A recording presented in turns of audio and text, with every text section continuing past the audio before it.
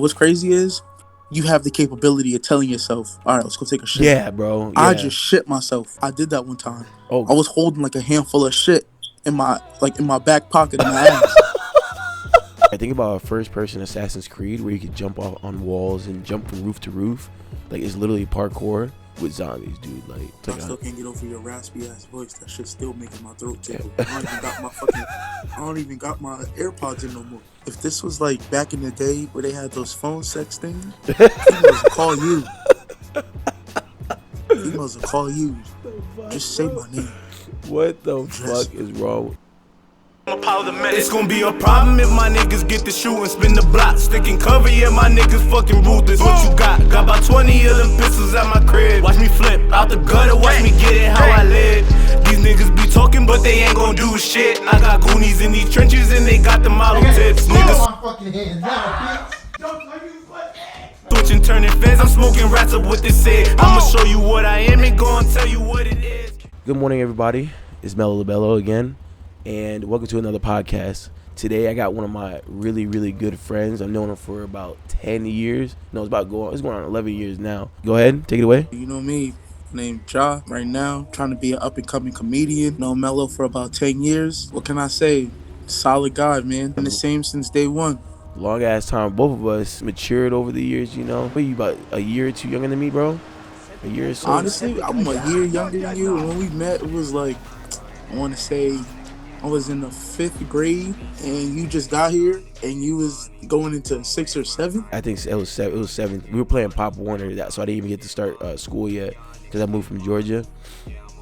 And then I was around like 12 when I first met you. Right. How old are people when they start 7th grade? Like, I want to say 13. Yeah, 13. Yeah, that's crazy, bro. You guys from New York are like my longest like friendships I ever had in my whole life because I moved around so much, bro. That's crazy though. I'm glad some of us still stay connected. Some of us doing better things, you know. Like you, how like you transitioned from school. I remember you used to fight so much, Josh, so much, bro. It was a big problem, bro. But I mean, you ended up growing out of it, you know. You still had your little mishaps here and there, you know. But crazy, like you can see the growth in all your friends. Yeah, bro. And it's the best part. Where we came from and where we are now. It's crazy. Yeah, and it's the best part. Right, you can see where everybody came from and where they are now, and like the growth that everybody, like the work everybody's putting in, how much people change, and to see where they're going and where they want to be, and just to see people's goals form into where their life, where they want their future to be. It's amazing. Tell me more about like your whole come up to being a comedian. Like how focused are you now? You know, being out of school and all that stuff. Tell me about your whole school situation. You know what I mean? Like man. You know. So when I left high school, I didn't know what I wanted to do with life. I didn't do no school no researches or whatever. Didn't take my SATs. So picking a college, I was just like, whatever one I can go to that can go for wrestling, I'm going. Went to NEC, got up there. I wish I could do that over again, but at the same time, it just made me like realize like my mistakes or whatever. Got kicked out of there, and then went to SUNY Sullivan. Basically, didn't learn anything from my first experience. Got kicked out of there too. Not really kicked out of there, but like got in a little bit of trouble, and they I basically had to withdraw from school. Came home. I was kind of depressed. Didn't know what I wanted to do, and started talking to my friends or whatever. Got a job, and I didn't want my life to be me just working for minimum wage. Right. So I was just thinking about some stuff I could do to make myself some money. I don't want to be in my situation that I was. Right. And just one day I was just thinking, damn, I'm fun. Like people say I'm funny. So why not do something with that? So would you say that the whole transition from school back to like, you know, home is what really pushed you, or would you say that you had the idea before you even went to school? Which way, like where did the idea blossom of you actually wanting to be a comedian, like fully wanted to be a comedian? Honestly, it didn't hit me, like really like fully hit me until I was doing online classes and I got right. You got straight, and then you was just like, nah. I got it straight, did my online classes or whatever, finished up, and then I was just sitting here like, all right, this is what this feels like. I still don't know what I want to do with my life. Still sitting here. Right. Still working at this job that I don't want to be at. Right. And the pandemic hit, and I was like, bro, there got to be something else that I could do. So I was talking to Zarik, another good friend, and he was like, yo, you should start making videos. And when he first said that, I was like, bro, I don't want to be out here making no videos. Like, people gonna look at me funny. I was like, nah, let it brush up. Like, I just let that shit go in one ear out the other. Then I'm actually like scrolling through like Instagram and stuff, and I'm like, I'm funnier than most of these people that's making videos. Like, I know that for sure. Like, I got like, I'm thinking of just video ideas and adding stuff to other people, like adding lines to other people's videos. Like, damn, that shit, like, I could maybe do this. Right. So I'm hanging out with Trey and Zarik one night, and I'm just like, fuck it, let's shoot a video. Shot the first video. I was like, this is kind of funny. Like I had fun doing it from right there, from making that first video. I was like, damn, like I enjoyed that shit so much. Like I just kept talking about it, kept thinking about it, thinking about new ideas I could do. And that's when it hit me like, yo, if you love it as much as you think you do, why not try? Like, people waste their whole life not doing what they want to do, not chasing their dreams or whatever. And I don't want to be that person. Right. If God put something in my head, he did it for a reason. Right, 100%. If you have an idea and it's a good idea and someday you actually enjoy, why not run with it? You know what I mean? Instead of keeping yourself in a low position, not like low position mentally. You know what I mean? And like, you know how people work in a cubicle all their their life, and they don't actually truly enjoy it. So what's their mental gain from it? You know what I mean? Like, so you pretty much have one of those. See, that's that maturity mentality that we was talking about before we started. You know, and like, you know, you've come a long way, Ja. Like, I'm glad you actually found, when you're calling, because you are a funny dude. You know what I mean? Like, I'm glad you got that shit too. So I just want to start off by saying this. Everybody that been to Rample High School between the years 2014 and 2017, I ain't forget none of y'all. Y'all copped y'all first feel of titties off of me. I'm not hearing it. You made me cough up a lung, bro. Oh, shit. If I could start a Me Too movement, a lot of people in Spring Valley going to jail.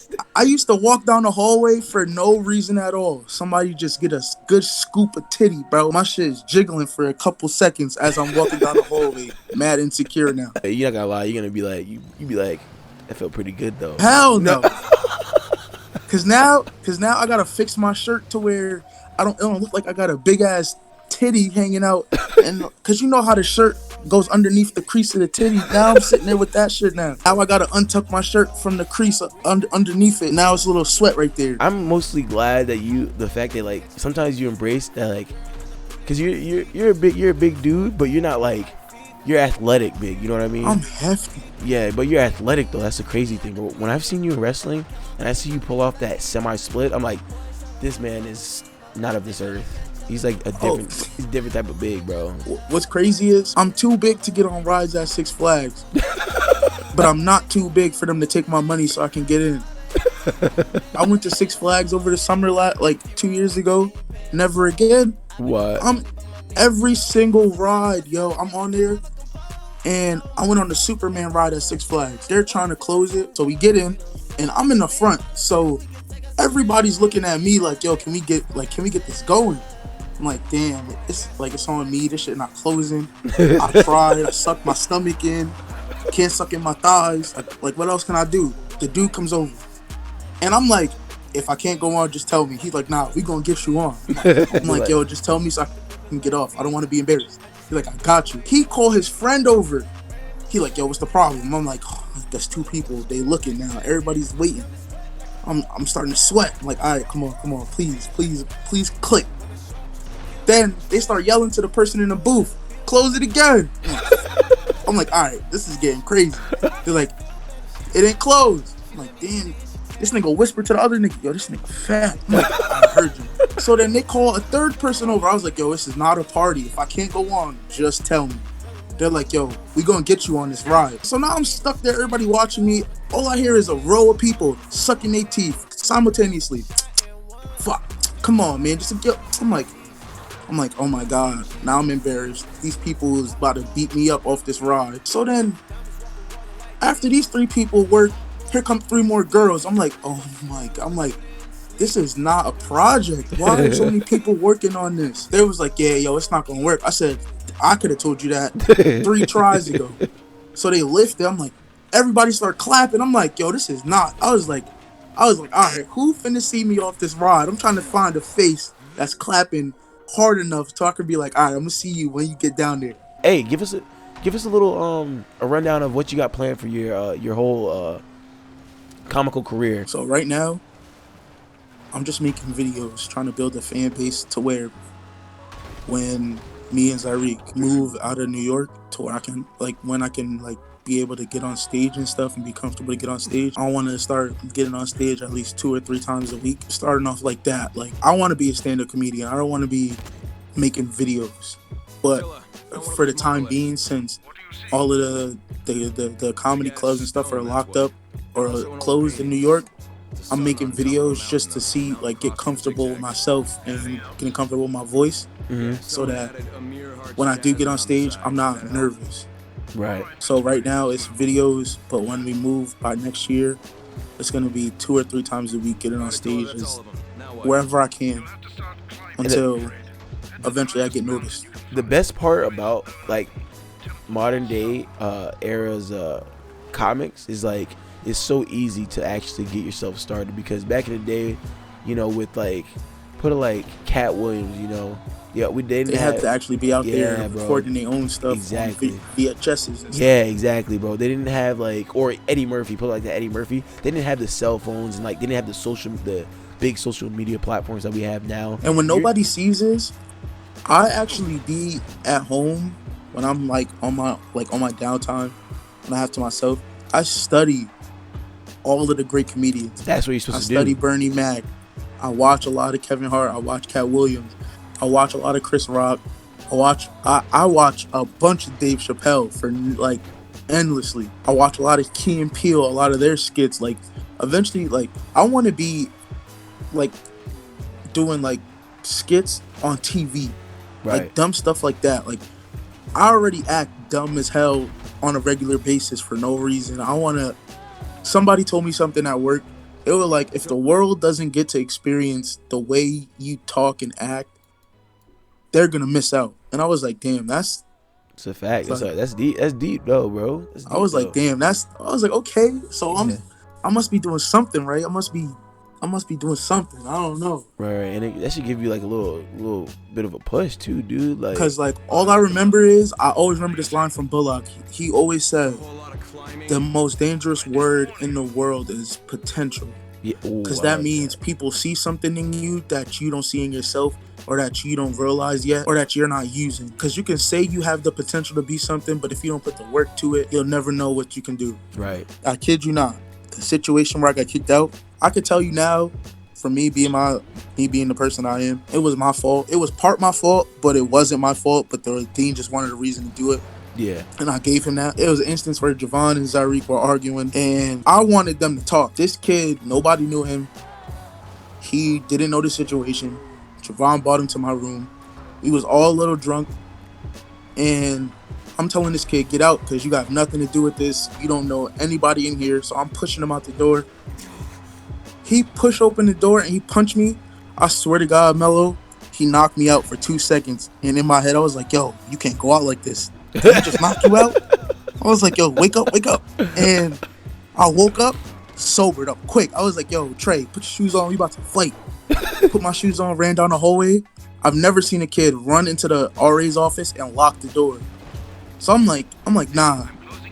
Somebody got to see me about this. So I'm about to go. So I'm walking back to the room to talk to Javon and be like, why'd you bring this kid to the room? This is you brought him here. To confront him, nobody's in the room. So now I just made a scene. Everybody's like, yo, he's about to fight. So I got security at my room. I got kids that I don't even know trying to hold me down. I'm like, this is not a good idea, because I'm not well with a bunch of people around me and I'm mad. Somebody's going to get hit. I end up on the floor. Somebody got their knee on my neck. My hands behind my back. I'm like, yo, who just did this to me? It's a female security guard. Oh, Ja. You not telling me you got hopped on by a female security guard, bro? Hell yeah. We call her Melinda One Tooth. What? But the funny story is, she was only missing a part of a chipped tooth. She had the rest of her teeth. We call her One Tooth, as if She only had one tooth in her mouth. That's how She much was just missing one tooth. That's how much she scraps, bro. Y'all better chill out, bro. She put me on the ground. She had me on the bro. When I tell you I've never seen a female so strong, I was like, all right, it's okay. Let me call my mom. And then everybody's in the dean's office like, I did not start the fight. It wasn't him. The dean was like, I don't care. I want him out of here. So my mom comes in and she's talking to one of the RAs, and my mom's recording the conversation. The RA was like, well, the dean told us that he wanted us to find any reason, if necessary, to get him kicked out.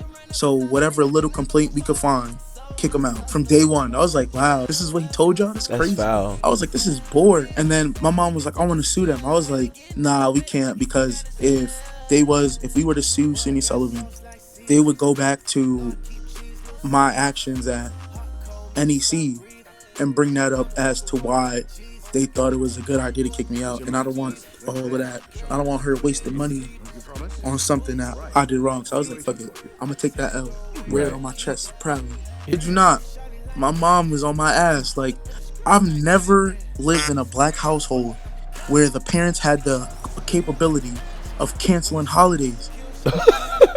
Like, my mom canceled my birthday one year. That shit was crazy. Like, what? Technically, I'm 20 years old because I missed my 9th birthday. Yeah, bro. She canceled Easter one year. She took all of the she brought the baskets back to the store, returned them.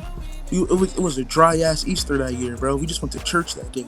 I remember one Christmas, I was so bad. She was like, "You're not getting shit." My sister had Christmas. I had fucking homework. What's crazy is, you have the capability of telling yourself, all right, let's go take a shit. Yeah, bro. Yeah. I just shit myself. I did that one time. Oh. I was holding like a handful of shit in my back pocket in my ass. Forgot my keys in the house. I'm at the door like, damn, I got shit. I'm banging on the door. My mom's not answering the door. My sister not answering the door. I'm like, yo, I got a shit.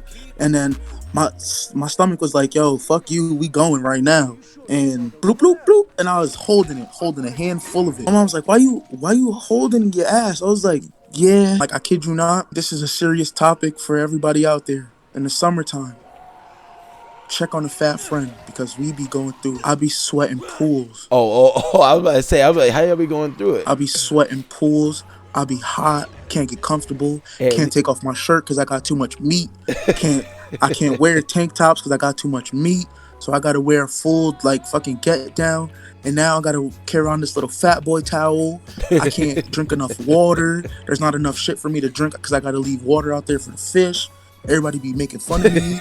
Oh yeah, my underarms be kicking, yo. Oh, hey, Jai, we gotta have something real quick. Cause I'm about to squirt on myself. Hey, it's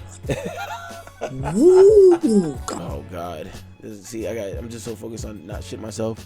Thanks everybody for watching. This is my boy Ja. You see me out there soon. Hey, tell him your Instagram handle so I can post it up. At _Big Ja _ Follow That's that. my Instagram. Follow that. He's a funny dude. Yo, always, every single last post got me crying, bro. Hey, Jock, thank you for taking the time out, bro. And we'll be doing another one pretty soon. Just happy to. Hey, I'm here 24/7. Hell yeah, bro. That's too easy. And you could be one of the regulars. Everybody, have a good one.